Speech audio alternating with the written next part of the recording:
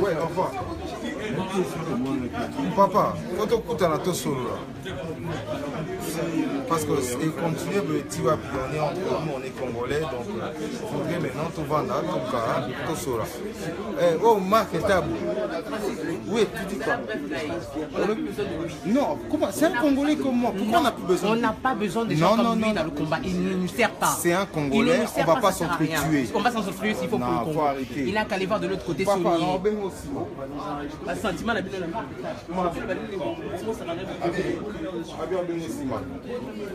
tu vas filmer là? Je te filme pas, c'est toi qui le comprends. Ah, ben vas-y. Je parle pas juste de la victoire. Oui, mais un petit mot par rapport à la réunion d'aujourd'hui. Mais non, les jours d'après. Mais les jours d'après, bon, on vient de festoyer juste la victoire du peuple souverain qui décide, parce que le peuple souverain avait pris la décision qu'il y aura l'annulation du concert. On avait parlé ici, on avait mis le peuple à témoin, le monde à témoin, comme quoi il n'y aura pas de concert. Et ce qui est bien, le préfet a décidé, à partir du 15, il n'y aura plus jamais les concerts des Congolais jusqu'à nouvel ordre. Et maintenant, il y aura peu. Oya Kocha Tembe, Kocha Libaya, Biso Kocha Libaya, Total Nanya au gagné. Bon, Monique, Babundana ou PPT, tu ne peux pas te battre avec tout un peuple. Au Lukyo Bundana peuple, si on a gagné. Peuple ndé, Alongi, peuple Aza, souverain. Ingeta. Ingeta. Voilà, peuple congolais, il y a qui conseil général, il y a résistance. Toujours qui t'en a le temps de prendre certains intervenants. Moi de mon côté, je ne peux pas partager cette vidéo. Je vous demande de la partager pour l'amour du Congo. Donc, quand même, Bactère au Bazalaki. J'ai aussi mon ami qui a reçu qui a eu un accident. Tout le monde est quand même dans le témoignage. Ça, c'était pour le Congo. Juste un petit mot par rapport à ce qui s'est passé le 15 avec la police. Les gens on a essayé de venir manifester comme prévu. Et les gendarmes, ils nous ont un peu brutalisés, quoi. Ils nous ont un peu brutalisés bêtement. Mais bon, l'essentiel, c'est que voilà, on ait réussi l'action et voilà, peu importe la blessure, peu importe le mal, tant que ça a été une réussite, c'est ce qui compte. Ça, c'est pour le Congo. Bien sûr, pour le Congo. Et toujours pour le Congo. Mon gars, félicitations. Merci. Franchement, tu mérites beaucoup de respect. Voilà. Et tu as les politiciens, politiciens. Je vois qu'on a une publicité, on a zoya. Comme ça la publicité, il y a un moment là. Bon, tu tout la biso qui nous boule qui ça. Je vois matzo moni bana kinzo moni qu'on a une attendre qui mbuta. Texto kaka. To c'est la on a Charles de Gaulle. Mon colonel, s'il vous plaît. Victoire. Bon, victoire les alliés à part kaka. Ba Congolais balanda barakuda te, barakuda za embrouillère. Pas problème, un aventurier mon voisin pour ça la micro, azo multiplier ma vidéo na diaspora parce que dossier à Makambo ya Congo. Oh, et ça a un marché central parce que Zoé a teka Zando, a teka marché central et pas libanais. Dossier on est na maboka Kimbuta koki ko gérer en côté après Chantal Mboyo. Oh babo maki bon. Magaza malheureusement Kazaki muta peut perdre parce que ba Rwandais bazana congolais monter bako épargner et surtout ceux qui ba intérêt na bango ils a vraiment respecté les kambu ya marché central les ali Kanambeye moko a créé ba milice azui bato ya Gédéon Kyungu parce que ça qui on a kamona sampu na Kananga na Kasai azwaki bango ba milice ya Kyungu a komisi bango ba milice ya kamona sampu ba bando massacrer bat pareil à salon na Kinshasa zone na mettre Karo na kata ville ya Kinshasa a créé à Kababilo quand on a à la tête de mon enseigne ba déclaration instant au salango il faut aller un peu prudent parce que ba promettre à Munguna te na yo beta au jour boy parce que a ko se préparer en plus ça rolinga a kitsa ba crime na maboko na yo pour na ko stopper Barakuda c'est un aventurier azana ba dossier belé a iskoka bato bambonga ça makambo belé liwa ya aimé Kabila ça na maboko Barakuda c'est 1000 fois c'est terre parce que azolinga ko embrouiller bato na diaspora dossier ya makambo ça na marché central ezali Zoé na grand frère na Kanambe bango nde bazo sabilo ko wana nde ba massacrer bande pour la biso iloka na ko bango wana. Voilà, mon colonel, avant d'appeler sa parole, le bani au peuple congolais, Oyo, Félix, IDPS, Bazo ça va rendez-vous il y a le 31 décembre. Basila Kabila s'est préparé. Bon, la question, on a déjà répondre. Félix Tshisekedi, Azali Moko Barwandé va créer qui pour ne pas embrouiller les Congolais. Tout opposant, soi-disant les opposants, Bazali créé par les Rwandais. Occupation est créée, Bango est façonné, Bango est pessi, Bango est étiqueté. Oui. Et ceux qui battent baraté décidé à Martin Fayulu. Mouta créé qui a un Rouberois. Mais pas Congolais batté. Rouberois mouta créé qui décidé à passer Martin Fayulu. Parce que Martin Fayulu a Kendara na Kinshasa pour investir dans l'affaire à Bandosala à ONG. Comme la politique va continuer au côté ça. Rouberois a créé décidé à passer à créer INC à Vital Kamerhe parce que va créer qui a un police Kanambe Rouberois na Vital Kamerhe. Donc Félix Tshisekedi langage naïe ceux qui botali en décembre dernier à l'écaille moka boya batuna sur le vent populaire donc so les lois linga ko c'est sous ba congolais faut pas comprendre donc Félix a joué na banguna parce que et pas ya Rwandais ceux qui sont vrai opposants à Rwandais ils ont 3 endroits il faut ça un est à cimetière deux est à prison trois est à libanda jamais mutako samino ke naza opposant à Bakanambe ya Rwandais mais au Vandara na Kinshasa au sala ranyo sur na Kinshasa nazo linga pena informer batunde balba pour na likambo c'est les innocents tout na etosani a na réunion ba makambo bande koloba ye moko kolobango au sala ngo insulté azana biso jamais à relégation sous atene na ba vitalité bande ko sala wana isa insulté donc to sololi na ye tant qu'en famille mais lingo la ksate que mutu pas profiter soko profiter na ko abuser ko finga combattant na langage wana ko zoka langage on comprend lingo lo babongo tende mo colonel alobi ezande ngwana to tala pe ba éducation et jeunesse na biso la futurité donc na non finga batunde ngwana parce que il y a des gens oh yo baza manipuler na derrière ma musique pour ba finga ka combat on se comprend donc vous gare à vous ngala yo bundi la peuple na nga na bundi la nation na nga na yo bundi la mboka na ngai ça vous dérange où ceux qui combattants na peuple congolais ba bi conseil zate ceux qui mutu oza infiltré to timbeli yo balobi moni ndoki belela donc ngala ko belela yo soko finga tindi batu na yo ba finga ngana ko donc sur le langage on a mais je promets à tous les Congolais partout où vous êtes na ko sala na ko loba sous vulgarité parce que na ko toucher sous banjoto ba mamate batu balobi mingi ouais ba oh non moi bona boye mais c'est quoi yo atiki vulgarité yo pardon mais ndenge za boye na zolo bango bien bandeko na nga ya combat ba zolo bango bien mais ce n'est pas cela n'est pas dire que voilà lokola tiki nenga na finga na ngai ke bana nzela wana ko kuta na ngai et puis ya na lobby ke biso ba combattant neti ngana okufa nga pona mboka na ko kufa liwa ya perte te na kufa liwa ya intérêt ya peuple congolais batangata na zalata héros un jour na ko la taper na lati na ye pe pardon Francis na sisa koloba na lati na ye na fini yo to biso mbale to panzani mais ba on va finir ba combattant bino ba Marc Tabu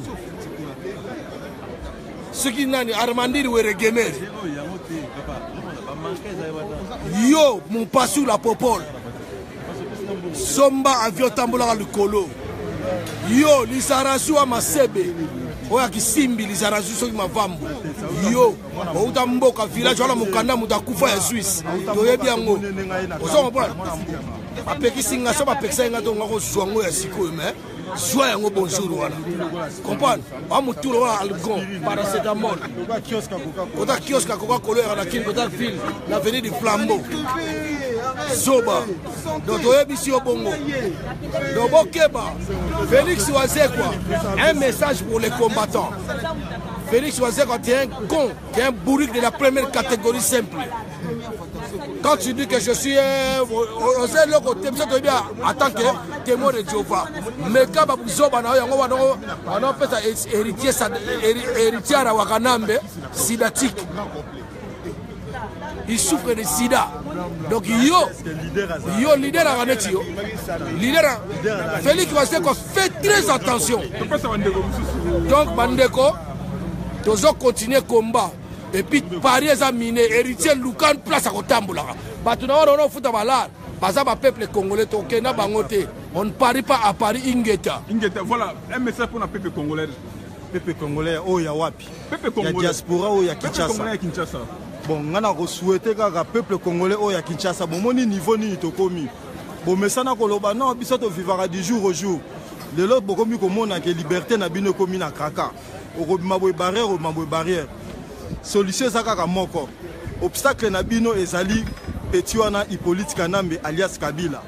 Donc solution ezali moko. Solution moko ezali nini? Ezali dans un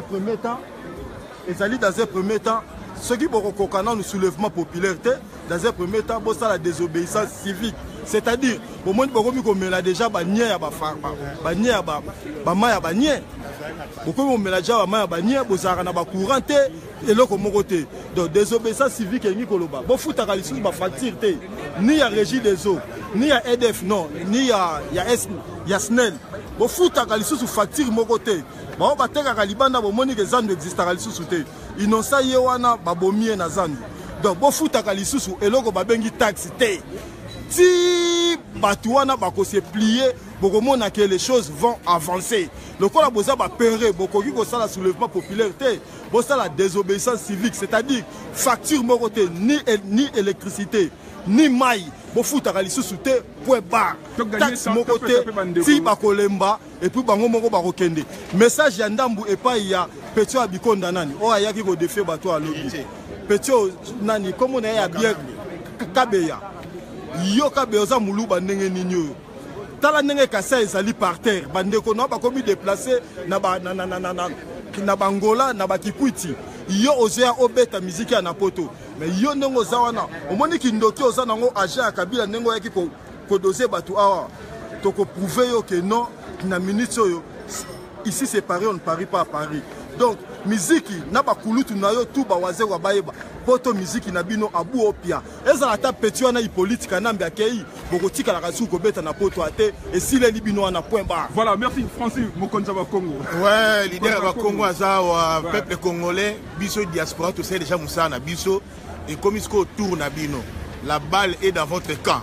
Donc ndenge za wana musala oyo biso tout ça na diaspora ezali musala oyo po tozali na souci na bino ndenge bozali ko souffrir na mboka bino bolala banzala bino bosomela mai o ezang mai zangi memi o twenga mai za eau potable goutouté on comprend ti fali pour pas obeta tolo ki ataki mai na kisenso alors que na Congo wana tozana eau potable ezali insulte pour na bino peuple congolais yango wana toyebisi na bino ba congolais bale komi na maboko na bino mosala ba musicien wana ezali ya ko lancer message ya résistance parce que mboka ezo passer ba situation moko atroce lokola bazo comprendre te bazo continuer na inconscience botala niveau ya mobilisation o eza awa tozana ba colonel Odombo ba président Jean-Marc Sali au moni bino moko public o eza wana donc tozali très mobilisé na ndenga osarana te Romeo Bandubola pusana bomona naba oyo bomi petaka tolo ba maître bomoni ba vrai sportif bango tozana bango na combat bo rejoindre biso peuple congolais tozana besoin ya dialogue te na ba musicien na minute oyo musicien oyo biso to yamba na diaspora oyo akoyela biso discours ya résistance et puis ba musicien oyo betaka awa na Paris na diaspora naza koloba na minute oyo là je soulève Emelia et les autres anciens quartier latin tozana besoin na bino bo rejoindre biso na ba marche na ba manifestation to lingi bilongo ya bino parce que et comme double G mais quand même comme on a dit tout Kalouji na marche bon tout Kalouji soki na marche en tout cas ça va félicitations na mona qui dolls parabolique son mono azalaki na biso yé déjà dans la carte résistant les autres to komi na besoin na bino awa sinoté to kopesa bino lisu embargo boko banda ko se produire te chaque week-end awa na diaspora donc il faut rejoindre résistance tozan a besoin que retour na bino na kin ezala raté botika na biso awa ke gouvernement ya occupation ba mona ke ba mise ya poto ba komata ba combattant yango to tika bango alors to taki bandi ne longi to voilà ki biso misu pona ko tika bino mais tozan a besoin que mona bino sinon tete ko se mobiliser boye contre bino ingeta voilà papa vraiment ça trop ya lobate 42 o loba o ya belé fay lobama déjà et lobami déjà pas bandeko to yoki biso tout tu dois juste robé to dois juste ko éveiller conscience ya peuple congolais parce que biso na diaspora tout ça au fait tout ça là donc quand tu éveilles tout ça juste ko réveiller nos conscience bino ba oboza kuna biso to ça devoir na biso de plus bino ba bal na mindo ya kana bino parce que ozo le kakuna biso to zo mona donc niveau souffrance comme na mboka wana donc c'est très atroce donc l'équipe parce que to biso mo to zo mona parce que to ko supporter te so biso ko to supporter te comment bino boza kuna bozo vivre ngo comment eza ndenge ni donc ko supporter ngo te eza vraiment donc on habite comment na ko commerce on a ko situer ngo vraiment de Bengi, de vraiment conscience à tout le peuple congolais, tous les antivaleurs, ils ont distrait la population et surtout la musique. N'a pas bablora mike pour distraire le peuple congolais pour la plus focaliser dans les importantes dans la vie de la population. Donc deux autres c'est vraiment éveiller la conscience de bino et sur de là on a ajouté encore et ça va mission on va dans la diaspora. Bino boza na diaspora parce que on nyonso ba boya to boya musique on nyonso ba zo beta ba utaki na on va nyonso beta za musique donc tant ba to baza résister pour la antivaleur wana za tekno biso to s'affichera to bimara to bundela bino bo beta après amro kenokin obi longa zala na ngaite non tant boza côté boza na diaspora beta la musique to za na besoin na bino beta mon na présence na bino na marche na manifestation ndenge za la présence na bino na manif c'est très important désormais oh ya la manif té soit disant musicien à diaspora yeba que non yepé awa concert yepé comment concert a pena na diaspora mais musicien diaspora au concert close donc là on a vu bien on a vraiment merci beaucoup voilà tous ça va papa Loba peuple congolais tous ces bino que Paris ne tombera jamais donc vous allez avoir tous ces bino qui courage tous à bon moko ingeta peuple congolais vous avez toujours tous les marathés et pour le Congo tout chaque slogan constitution d'Alari violée dans Congo est en occupation tout le Congo est libéré l'article 64 tout barrage surtout un groupe de gens au Congo tout élément pour le phénomène mais toujours dans le combat jusqu'à la libération. Merci beaucoup à maman Nyonso, à papa Nyonso, au monde entier. Et d'aller essayer tout dans la détermination pour la combat la biso. Tout ça biso nous toujours congolais, biso toujours combattants pour libérer Congo la biso. Kabila degré de force à Okeno qui pleuve, qui neige, il doit partir de la RDC parce que il est présent, il est légitime, présent, illégal. Nous sommes toujours dans Ingeta, Tolongi Bitumba, Ingeta. Bande kona sabino ka eloko moko bozana lito ya koyoka. Nazo sabino tout le temps bozana lito ya koyoka. Mwana wa mayela yoka kaloka bodinga koyoka te fo bozana ka pini ndenge wana. Donc suka na bino yango wana sikoyo. Donc suka na bino Ingeta. Voilà, merci beaucoup. Voilà bandeko tozali na conseil général il y a résistance. La réunion vient juste de finir. Jean-Martin Sadi, Odombo, Zoro, avec mon vieux. Je vais dans la carte, je ne voulais pas interrompre la conversation. Je vais quand même une réaction à Zoro, ce qui s'est dit. Et puis, bon, je pense que en tout cas, Moussa Salamia, il n'y a rien à dire. Si Koyo Bal et Tikali Kaka, Naka, Nabino Ban, voilà. Il y avait cette possibilité.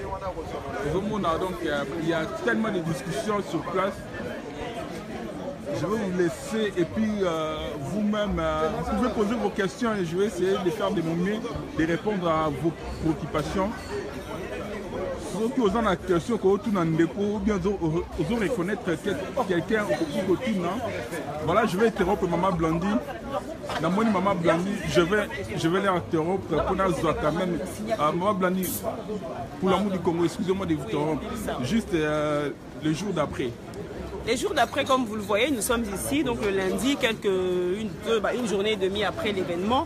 Nous sommes ici toujours dans le cadre de notre suivi de mobilisation. C'est pas question de devenir politicien. Moi, je préfère quand vous parlez Lingala. Vous savez, la politique, hein, j'entends certaines personnes, certains ignorants, si je peux appeler ça ainsi, dire qu'ils sont apolitiques. Dans la vie, on ne peut jamais être apolitique. Quand vous signez votre chèque, vous signez sur une banque qui est reconnu de façon, qui a une licence de façon politique parce qu'il est géré par le ministère du Budget et des Finances. Quand vous remplissez votre feuille d'impôt, ça va directement au ministère des Finances. Quand aujourd'hui vous allez immatriculer votre véhicule, c'est directement le ministère de l'Intérieur ou le ministère du département qui gère tout cela. Donc on ne peut jamais être apolitique dans la vie. Dans la vie, la politique et dans nous chaque jour qu'on se lève. Quand vous allez acheter votre baguette, la TVA que vous reversez, directement elle va dans la politique. Donc on ne peut pas être apolitique. Donc effectivement, s'il faut que je sois politicienne aujourd'hui, je le serai, je suis politicienne. Voilà, je suis là pour défendre. Le jour d'après, nous sommes là. pour toujours continuer à mobiliser la population congolaise, à faire un suivi de ce qui s'est passé. Nous allons capitaliser toutes les forces que nous avons pu déployer ce jour-là, négatif ou positif. C'est selon, comment pourrais-je dire, selon la douleur du peuple congolais que tout ce qui s'est passé samedi s'est passé. On ne peut reprocher à personne, on peut encourager personne, mais on peut seulement dire que le peuple congolais a montré qu'enfin, il est conscient que le mal qui sévit dans son pays doit être éradiqué. Et nous sommes là dans le cadre de ce suivi pour essayer de trouver d'autres solutions plus concrètes pour effectivement éradiquer déjà au niveau de la diaspora ce mal et ensuite au niveau de notre pays, la RDC. Moi je n'ai pas une question à vous poser, mais je voulais quand même que si vous pouvez vous adresser à la population, au peuple congolais qui sont sur place en République démocratique du Congo. Apparemment, la diaspora congolaise partout dans le monde, ils font ce qu'ils peuvent faire. Mais sur place au Congo, ils sont plus attachés sur les partis politiques et sur l'idéal du peuple congolais. Est-ce que vous vous adressez au peuple congolais? Alors, peuple congolais, effectivement, je m'adressais à vous en lingala tout simplement pourquoi parce que nous avons.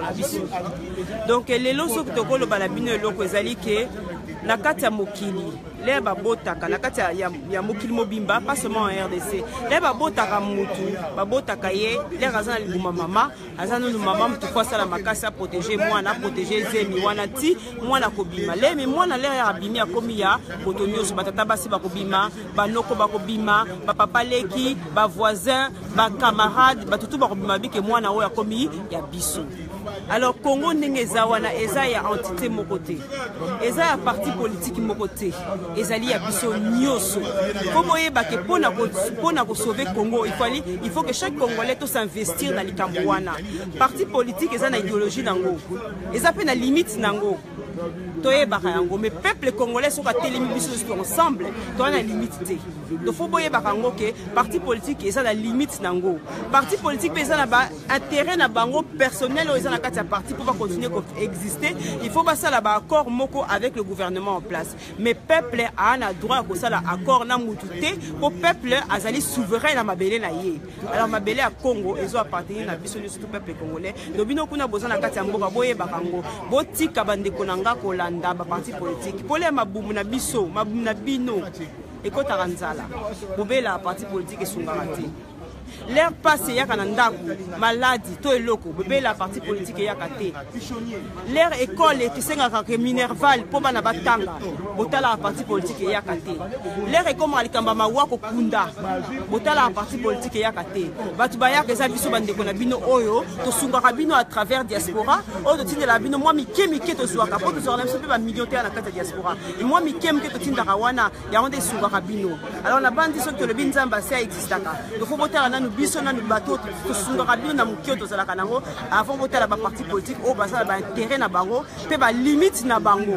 Alors peuple congolais il est temps de se soulever bomoni épreuve de force to sali awa na kati ya Paris le 15 juillet bomoni ba milliers de Congolais o bazala qu'on a plus de 10 000 Congolais bomoni ba action o esalami ezo risquer ba mususu na minute alelo baza pe na prison mususu pe ba bimisa ki bango mususu pe bazoka ki pona nini pona intérêt na bino bandeko na biso bozali ko na kati ya mboka pona bolingo o to zala na kati ya mitema na biso pona bino.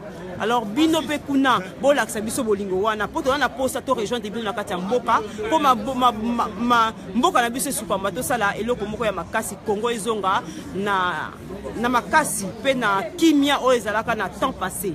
Voilà, Maman Blandi, Bandoko Bota la biso parce qu'on est en direct. Il y a, je ne sais pas si c'est une dame ou un monsieur, il s'appelle l'Union des forces vainqueurs.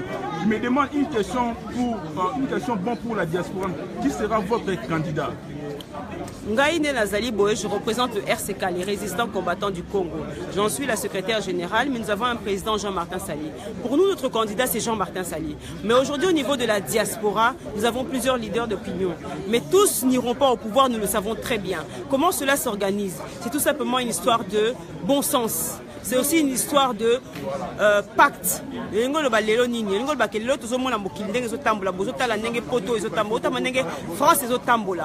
Tous ceux qui sont sortis en avant, ce n'est pas ceux-là qui vont prendre le pouvoir forcément. Il faut que Linga Rosala Simamutu, Mokotomi Baleo Bazake, Baza potentiellement capable. Il y a déjà pour assumer ma responsabilité d'abord en tant que responsable. Deux, pour conduire peuple nailoko au peuple azoluka la mokili, c'est-à-dire kimia pe bien-être. 3 kozala capable ya résister la corruption oyo ezoleka kati ya mboka na biso. Candidat wana nde soki aza na 3 qualificatifs wana ye nde moto akozala candidat oyo tokomene na kati ya diaspora mpo totia ye na kati ya mboka na biso.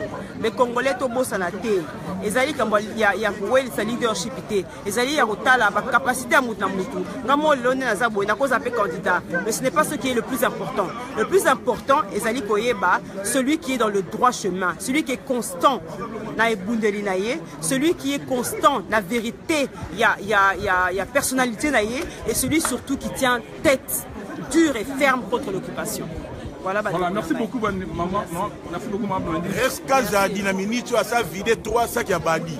Quand on a lobaki keo ba oba lingi wakana mbete ba kenolia badi. Donc il a minute yo ba bisengo so vide 3 sacs à badi. Na onze la mukolo kotonda o les comme ce compte randi ndengo tondi. On comprend na matamba na ndakala. On comprend na likelele. Wana zali peda reska zali. PD. Na banga mutute a PD. Ngamne na biso rex oza PD. Pour ça qui mobali. Bolongo za na résistance. On comprend. Wa facile, wa faible. Wa dimi. To la kiso ke biso ne to zali mu pepe.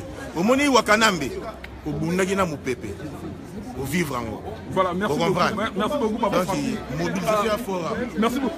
Papa, c'est le Zuno. Oui, je suis pas parce que vous allez artistes. Vous allez artistes. Permettez-moi quand même de poser une question. Moi, papa, moi, je une question. On a peine à formuler une question. Ils ont du mal à comprendre le combat. C'est comme si. Ils ont du mal, comment ça? On a posé question. On a rapporté question de poser. Ils comprennent que le combat pour bénéficier de l'œuvre. Bon, on a kissé. On a kissé droit de œuvre. On a besoin de œuvre. Moi, je suis venu en Europe, je suis en Europe, je suis en France, dans la diaspora. Je suis libre, moi, regarde. Je suis à Châtelet avec des combattants et tous les peuples sont là. Je suis libre. Mais bango va libre. Œuvre, bango va la dire. Avant la droit de œuvre, est-ce que le Congo, parce que ça place, on va payer ça bango en bon. Bon, moi, ça va payer 300 000 € au défi bateau. Au foot, bateau là, c'est bateau t-shirt. Au foot, frère, on a besoin de coach, on a besoin. C'est quoi 300 000 € aussi en Angola. Droit à œuvre artiste et ça la raison dans les droits et ça indéfini na bana na faut pas zongo un jour. Vous en parlez. Mais droit na ba ba mon arake ba zo ka ba se musu ko do malade héritier wala tala ana sida. Na sida wa za ngo wana. Apes bana na boti ba sida tiki. Ye mo na basi na azana so 3 basa za bana ba sida. Ndako vonda ka awa na nini. Afana ndako mona drasi. Eza squat. Eza squat ngakutu.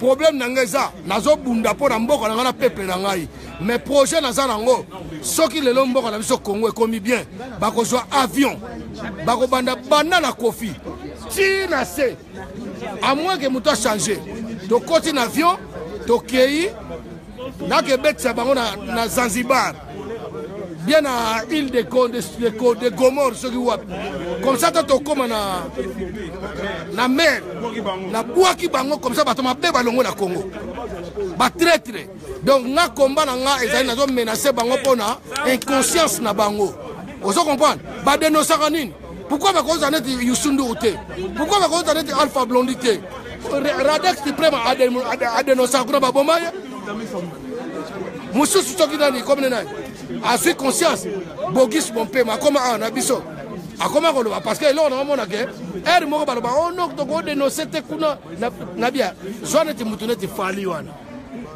zone ti mutune ti waze quoi soit disant nga ba kinze quoi Félix kinze quoi na héritier wa Wakanambe so ba super na ba ko vanda awa soit disant na succès qui so ba dia batata ba mama na succès qui so ba lexa ba so ba super ba ko vanda aba comme on dénoncer mutu wana et yo quand on a combattre bango biso de ça ba manifestation so ba yaka ba sarana biso ensemble et c'est biso to za contre bango to za contre bango te mais so ba contre mino parce que vous comprenez pas ce que vous êtes en train de faire et en plus de ça c'est ça ba culture na politique quand on dit ministère de culture un ministre qui cadre qui autorise qui guide la ministère de culture c'est un politicien.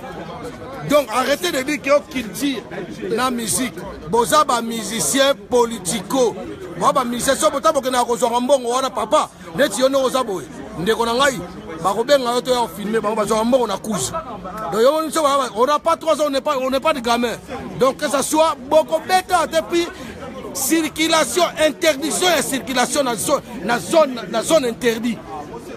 Interdiction et la diaspora mobimba. Beaucoup de temps pour la soutenir. Voilà. Merci.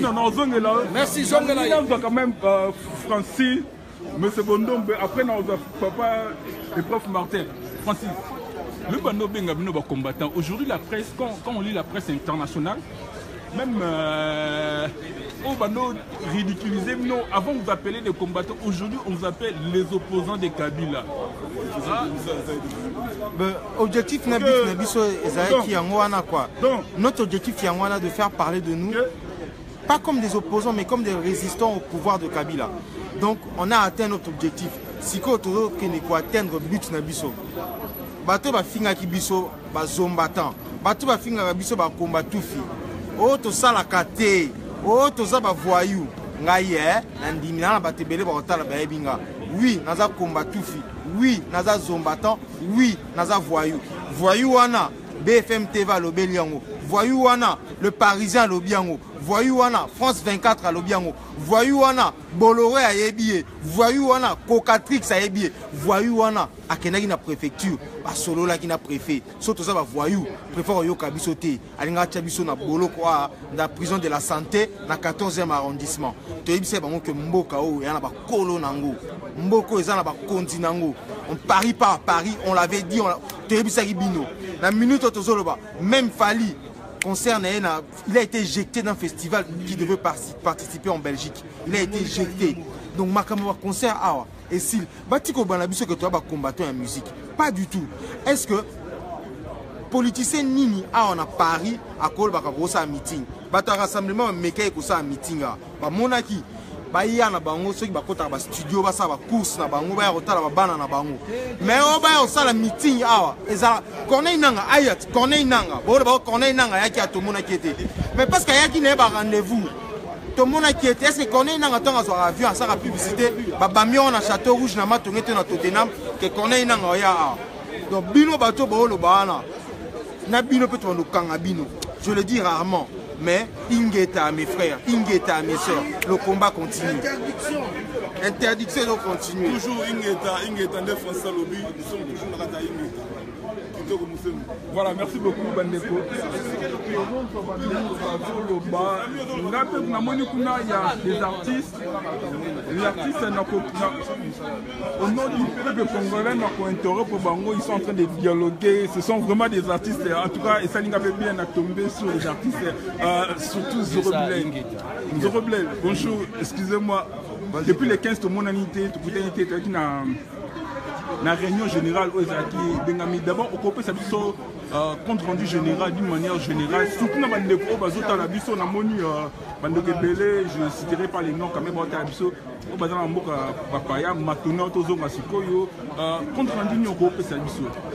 rendu est là, qui remercier le peuple congolais, la diaspora congolaise pour la mobilisation.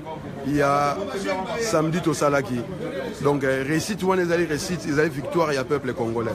Bon, réunion les deux mingi tout coup on a tous se concerté pour nous retransformer unité et se créer départ il y a combat il y a solo et bandit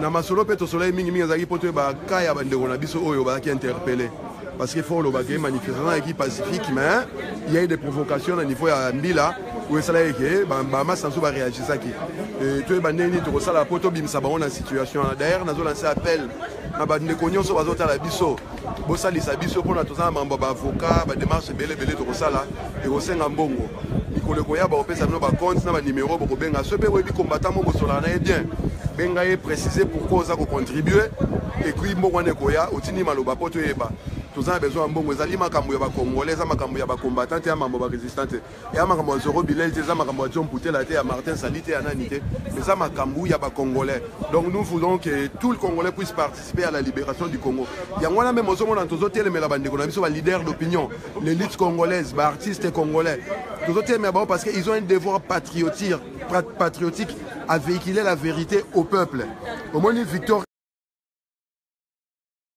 bongisa mikolo malamu ekoya Donc, lelo pour Mikola Malamu to accéder à Ngwezali ga lelo moto ko sala ko bi sa peuple congolais vérité. Vérité en Ngwezali que le pays est occupé, vérité en Ngwezali que ba étranger baza ko diriger mboka. Machine politique, machine administrative, machine militaire, machine sociale est contrôlée par les étrangers, le pays est occupé. Vérité zali que ba droit ya ba congolais zali respecté. Vérité zali que l'actuel pouvoir, l'actuel impérium est illégal et illégitime. Vérité zali que la classe politique a trahi tous les Congolais. Vérité zali que le peuple congolais doit se lever pour se libérer. Et l'autre c'est un artiste na biso ngwana. Toye ça monte ba finga Kabila. Toye ça monte ba comme ba politicien. Toye ça monte ba sala musala na bango en tant qu'artiste, c'est-à-dire éducateur des masses, leader d'opinion, mutoza ko conduire ba opinion ya batu vers le salut public. Merci Guilhem Osem. Voilà, merci beaucoup Zoroblé. Mais permettez-moi quand même de projeter une question comme Tokoutani. Aujourd'hui, quand on lit la presse internationale, aujourd'hui vous êtes à la ligne de toute la presse internationale confondue.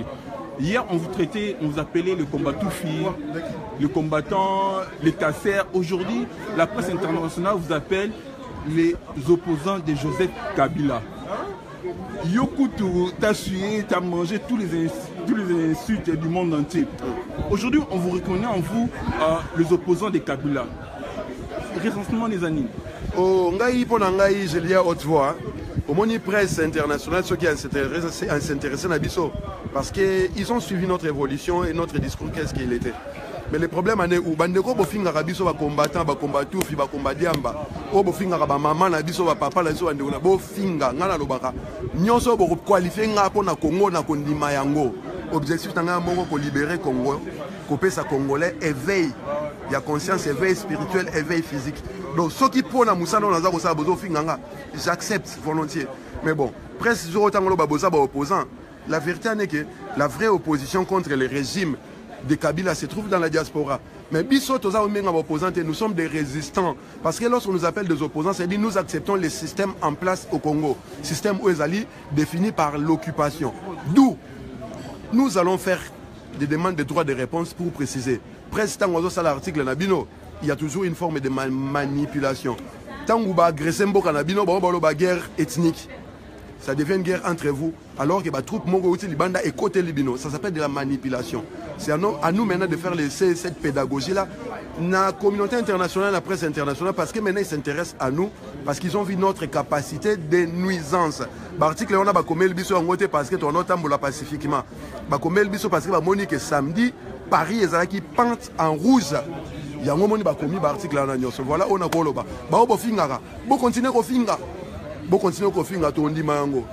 Voilà, dernière question, Zoroblé. Ce n'est pas une question, Isaka Constant Moko. Aujourd'hui, normalement, la semaine prochaine, M. Fali, il ne peut pas, qui habite dans la briche. Oui. Mais du coup, par rapport à l'action, il y a samedi, c'est peut-être que les Chokas, il va retirer. Quelque part, commentaire nous en la situation là. Bon, Ngaï, personnellement, en tant qu'artiste, c'est triste parce que moi, je m'attendais à ce que mes frères artistes rejoignent le combat pour tout le Makamamboka. Na aura au Fali Azana Ango, ce qui a le bil Kambubato, Beleba Koyoka, Kolekangaï, na Ogile Mosengo. Talaka Banka Moussame samedi, il y a na TV5, na France 24, pour Yakoloba. C'est-à-dire, c'est quelqu'un, c'est un leader d'opinion, c'est quelqu'un que la communauté entre les peuples reconnaît quelque chose en lui. Maintenant, c'est à lui, à ce problème à peuple à l'Oba. Bon. Le fait que annuler le concert, interdire la production dans le festival ou à Bomboclat, pour les Fali, nous l'avons rencontré après l'événement, il y a Bruxelles, il y a novembre à Bruxelles. Tout par hasard dans l'hôtel Conrad. Je lui ai dit à haute voix, si tu continues à défier les peuples congolais, les résistants, les combattants, les patriotes congolais, c'est ta carrière qui va disparaître. Ayoka, Afinga, Kabila, Afinga, pouvoir en place, Aloba, n'importe quoi.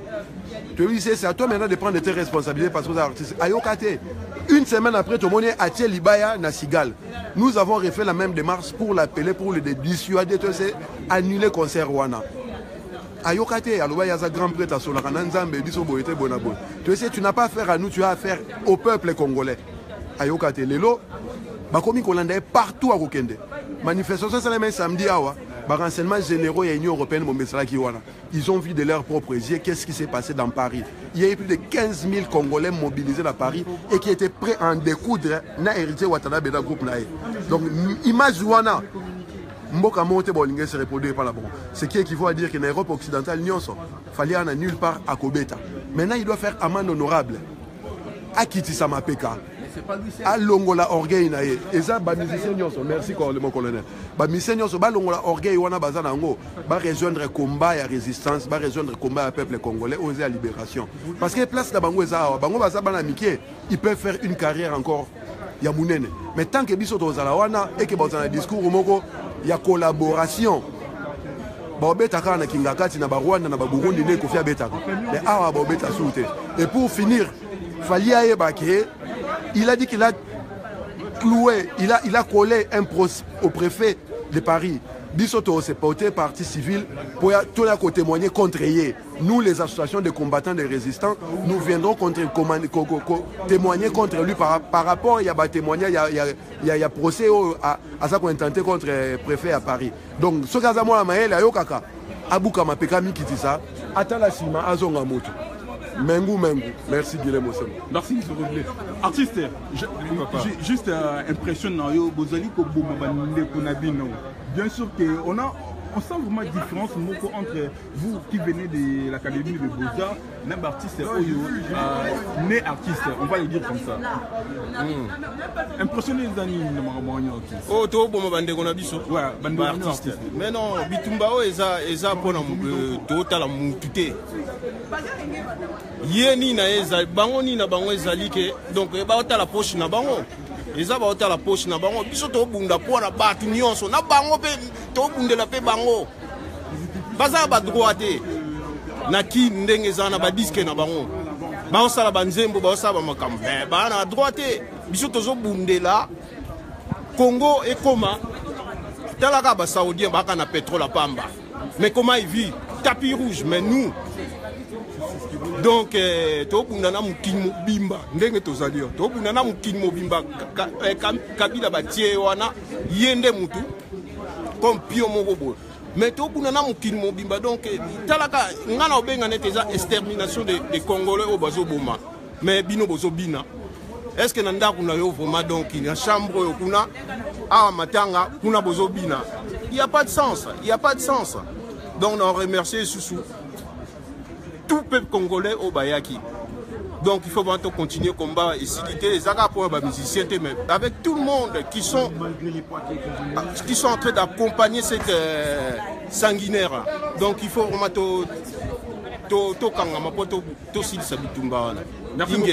merci. Voilà, si c'est une réunion, nous avons quand même une impression. Je crois que il y a des professeurs que je vois qui m'accueillent. Donc voilà.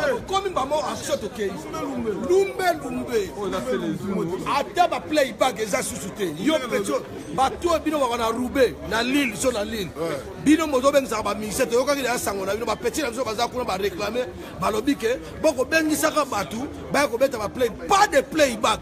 Bon, Meki, ça la playback, na luka musicien moko boya. Oh, lingi baba musicien qui chasse awate. Ba musicien qui chasse awate. Pas de playback, pas de mini concert, sans concert pour héritier. Héritier abandeka makama mikemi ki ona zobeta na ngaka eloko moko boya. C'est fini tout ça là. Et puis David Monson, je te dis, faites attention. Nous on a grandi dans les cités, on a des potes ivoiriens. Moi, j'essaye maintenant de formuler je vais formuler un groupe ivoirien pour te dire qu'il y a beaucoup de DJ qui ont chanté des chansons chez vous. Ils sont congolais. Ils sont congolais grâce à la souffrance, à cause des souffrances de notre pays. C'est pour ça qu'ils sont partis chez vous pour faire un peu de la musique, gagner leur vie. David Monson, si tu es un PD, si tu es un PD, David Monson, moi on m'a dit de ne plus parler de la vulgaire. Moi je vais découvrir ton tout trou de qui là avec mon bic, ma bic, tu vas voir.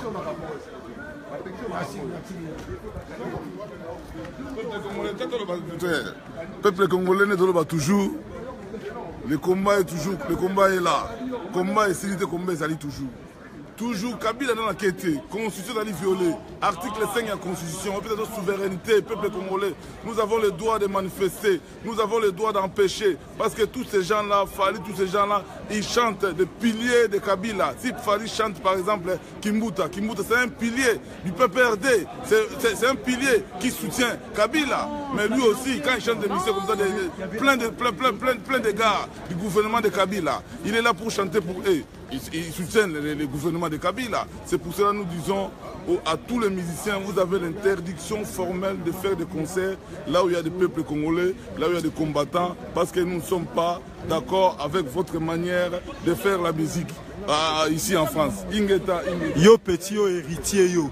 Ndenge vraiment ndenge ozalaka est-ce que leader azalaka lokola yo leader moko sans aisance tokitaka na amona besoin donc ya zala voilà bandeko tozokota na métro to na Châtelet donc bandeko to profiter la moment bandeko baloba donc soit disant un leader yo petit yo héritier on habite soko uta wapi leader azalaka lokola yo oza au défi peuple mobimba liboso na yo leader azalaka lokola tala na forme na yo soit disant un leader petit mot bobongaka kaka te ozaka ndenge wana donc ndenge wana ozaka noka ndenge wana bana kitasa ba omona Châtelet au Châtelet au magasin H&M ça c'est vraiment des accessoires au Châtelet donc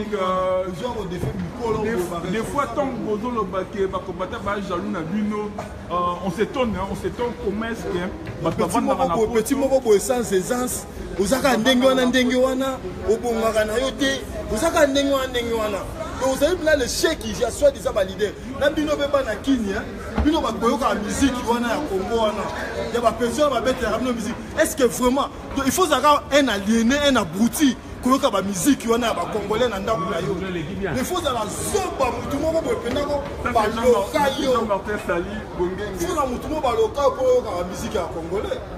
Il faut la le combat tout aujourd'hui la presse internationale les opposants de Kabila. Ben oui, parce que une personne qui s'oppose, comment dirais-je, au gouvernement qui est en place ou la majorité présidentielle qui sont là, on les appelle les opposants. Parce qu'au niveau international aujourd'hui reconnaissent votre lutte. Mais ils les reconnaissent depuis longtemps. Il n'y a pas que l'événement de samedi, mais ils reconnaissent notre combat. Donc ils reconnaissent les combats que nous sommes en train de mener depuis autant des années. Donc ça fait 10 ans maintenant que nous militons, que nous sommes des activistes et nous manifestons contre les régimes dictatoriaux de Kabila, contre l'occupation qu'il y a en République démocratique du Congo et contre tous les antivalaires.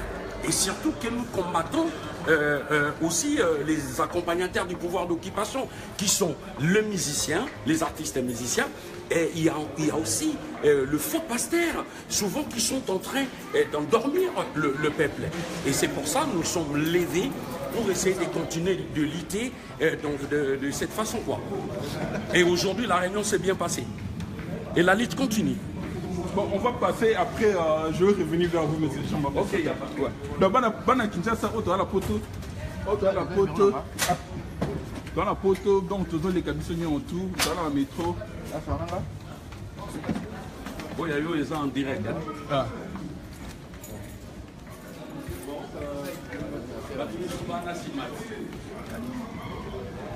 Voilà, poteau, dans Kinshasa, dans la métro parisienne. Donc, Bandeko Bazo, les cas. Et moi, le coup du métro, le lait, on peut offrir, aux autres transports en commun. Au total, il y a Châtelet, les Halles.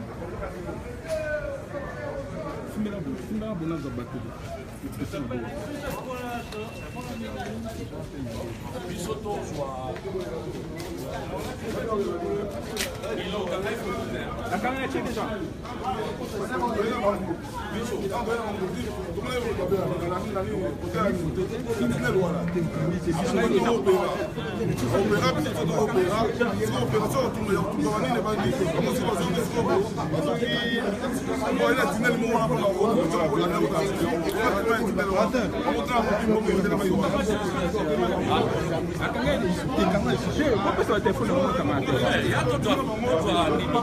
Voilà le téléphone.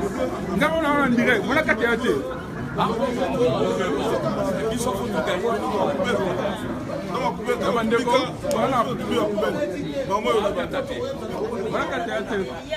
Voilà, tu as la place à Châtelet, Bandeko. C'est ici, nous sommes la direction.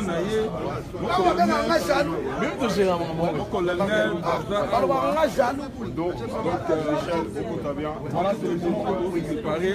Et ça, c'était pour le Congo. Bob. Voilà.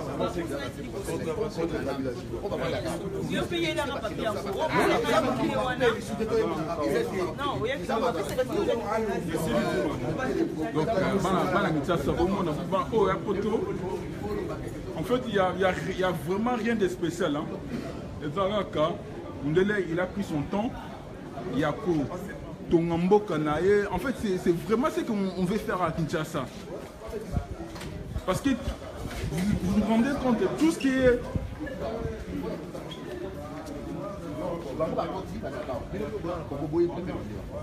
Et puis, la mission,